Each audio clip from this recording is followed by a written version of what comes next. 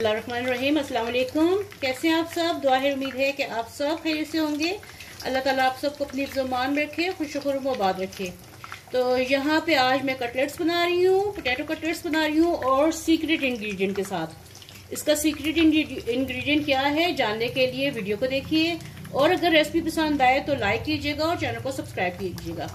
तो चलिए रेसिपी चल के देखिए और देखिए इसमें मैंने आज कैसे ये आलू की टिक्की या आलू के कटलेट्स, आलू के कबाब कैसे बने हैं। तो चलिए अपनी रेसिपी स्टार्ट करते हैं। और आलू की टिक्की या आलू के कबाब, आलू के कटलेट्स, जो भी आप इनको नाम देना चाहें वो देख सकते हैं। तो मैंने 2 अदद ये आलू लिए थे और इनको काट लिया है। अब इनको मैं इतना पीसूंगी कि जैसे थोड़े से इसमें चंक्स भी होंगे, क्योंकि आलू के कबाब या टिक्की में थोड़े से चंक्स मोटे अच्छे लगते हैं, बिल्कुल पेस्ट अच्छी नहीं लगती। और साथ में ये मेरे पास थोड़ी सी शिमला मिर्च है, ये 2 टेबलस्पून के करीब ये इसमें मिक्स कर दूंगी, और 2 हरी मिर्चें हैं। ये मैं काट लूँ, ये मिक्स कर लूँ। आगे मसाले क्या क्या जाएंगे और स्पेशल क्यों है फिर मैं आपको ये दिखाती हूँ आगे। हाँ, अब मैं मसाले डालने लगी इसमें मैंने शिमला मिर्च डाली है, हरी मिर्च को बारीक काट के डाला है। साथ में आलूओं को देखे मैंने थोड़े से चंक्स रखे हैं, ज्यादा नहीं, इसको बारीक नहीं किया।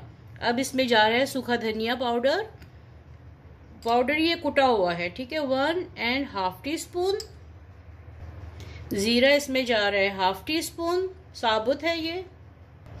सुर्ख मिर्च है 1 टीस्पून। गरम मसाला पाउडर डालने लगी हूँ 1/4 टीस्पून। ये खुशबू भी देगा और टेस्ट भी देगा, थोड़ी सी तेजी इसमें आएगी। और नमक इसमें मैं डालूंगी, अभी मैं डालूंगी 1/4 टीस्पून। क्यों कि उसमें एक सीक्रेट इंग्रेडिएंट जाना है। तो 1/4 टीस्पून इसमें मैं नमक डाल रही हूँ। नमक कम डाल रही हूँ क्योंकि मेरे पास है ये मूंगफली। इसका स्पेशल इंग्रेडिएंट जो है ये मूंगफली है मेरे पास। तो इसको मैं ऐसे नहीं डालूंगी, साबुत नहीं डालूंगी, इसको ग्राइंड करके डालूंगी। तो जो भी मेहमान या घर वाले आपके खाएंगे वो पहचान नहीं पाएंगे। इसमें जायका भी डिफरेंट है, मजे की बहुत है, और है क्या इसमें पता नहीं चलेगा। तो इसको मैं पाउडर कर लूँ। यहाँ पे देखिए मैंने मूंगफली को पाउडर किया है। मेरे पास ये वाला एक पीनट का साल्टेड पीनट है, तो ये पैकेट था, जो पूरा पैकेट इसमें मैंने डाल दिया है। आगे मौसम आ रहा है, फ्रेश मिलेगी, वो भी डाल सकते हैं। और इसमें नमक होते हैं, इसलिए मैंने हाथ रोक के नमक डाला है कि पहले ये इसमें ऐड करूंगी, उसके बाद चख के कि इसमें नमक की और जरूरत है कि नहीं है, तो फिर और नमक डालूंगी। तो ये देखिए ये पूरा एक पैकेट जो था वो ग्राइंड मैंने कर लिया है। और अब इसको मैं आलूओं में मिक्स कर दूंगी, ये देखिए, और इसको अच्छे तरीके से मिक्स करते हैं। ये मैंने मिक्स कर दिया सब कुछ, लेकिन इसमें नमक की जरूरत है, तो हस्बे जायका आप और नमक डाल लीजिए। इसमें आप भी अपने हिसाब से चख लेना और नमक और डाल लेना, ठीक है। मैंने 1/4 टीस्पून भर के इसमें नमक और डाल लिया। मिक्स करती हूँ और इसकी टिक्कियाँ बनाती हूँ। तो यहाँ पे देखिए मैं इस तरीके से कबाब बना रही हूँ। आप चाहें तो हाथ से वैसे भी कर ले, लेकिन इस तरह से शेप भी अच्छी आती है और साइज भी एक जैसा बनता है, तो इसलिए मैं इससे बना रही हूँ। ये देखिए एक जैसे एक शेप के बने हैं। तो ये तकरीबन 2 आलूओं में इस बड़े साइज के, ये बहुत सस्ता हर जगह पे आम मिल जाता है, जहाँ भी आप देखें बर्तनों वाली शॉप पे। तो ये 2 आलूओं में ये तकरीबन 6 कबाब बड़े वाले बन गए हैं। 6 कटलेट्स कह लें, कबाब कह लें, जो भी देखें। आम सी चीज को खास करने के लिए थोड़ी सी मूंगफली मैंने इसमें डाल दी है, जो सीक्रेट इंग्रेडिएंट है, और इसकी खुशबू भी इतनी मजे की आ रही है। तो ये हमारा ये कबाब जो है, ये देखिए ऐसे मैं कबाब बना रही हूँ। तो ये एक साइज के 6 कबाब बन गए। यहाँ पे मेरे पास कढ़ाई में तेल था, तो इसी में मैं आलू की टिक्की फ्राई कर रही हूँ। आप फ्राइंग पैन में भी कर सकते हैं इजीली। तो मेरे पास भी तेल पड़ा हुआ था इसमें, तो मैं इसी में फ्राई कर रही हूँ।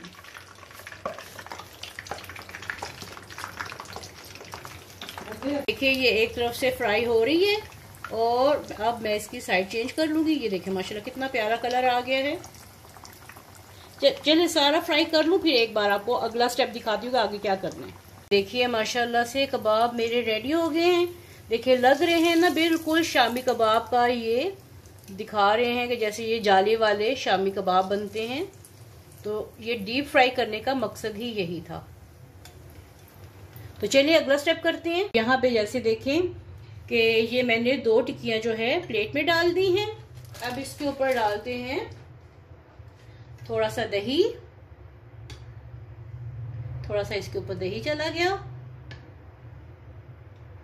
और साथ में इसके ऊपर डालूंगी मैं चटनी। इमली की चटनी है, घर की बनी हुई है। ये थोड़ी सी इसके ऊपर इमली की चटनी चली गई। जितनी आपने डालनी है, जितनी आपको पसंद है उतनी डालिए।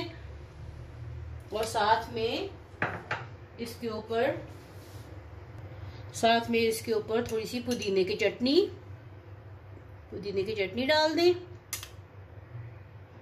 तो आपकी ये बन जाती है आलू टिक्की चाट। और साथ में इसके ऊपर डालें थोड़े से टमाटर,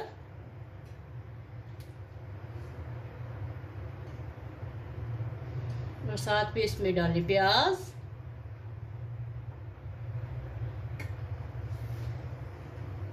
और इसके ऊपर डालें थोड़ा सा चाट मसाला। है ना डिफरेंट सी आपकी ये आलू टिक्की चाट, और आलू टिक्की भी कितनी डिफरेंट सी है आपकी। और साथ में इसके ऊपर डालेंगे थोड़े से क्रश, जो भी आपके पास निमको स्टाइल की कोई चीज़ है वो डाल दिए। मेरे पास ये चिप्स हैं, तो मैं इसके ऊपर थोड़े से क्रश करके क्रंच के लिए चिप्स डाल रही हूँ। तो ये देखिए जी, आज की हमारी ये आलू टिक्की चाट भी रेडी हो गई है। आलू टिक्की के जो है वो भी बनाना सीख लिए। आलू टिक्की कह लें, कटलेट्स कह लें, कुछ भी आप इसको नाम दे लें। तो ये आज की हमारी रेसिपी रेडी हो गई है। उम्मीद है कि आपको आज की ये रेसिपी पसंद आई होगी। पसंद आए तो वीडियो को लाइक कीजिएगा और चैनल को सब्सक्राइब कीजिएगा। मिलते हैं ऐसी ही एक नई और मज़ेदार सी रेसिपी के साथ। तब तक के लिए अल्लाह हाफिज़।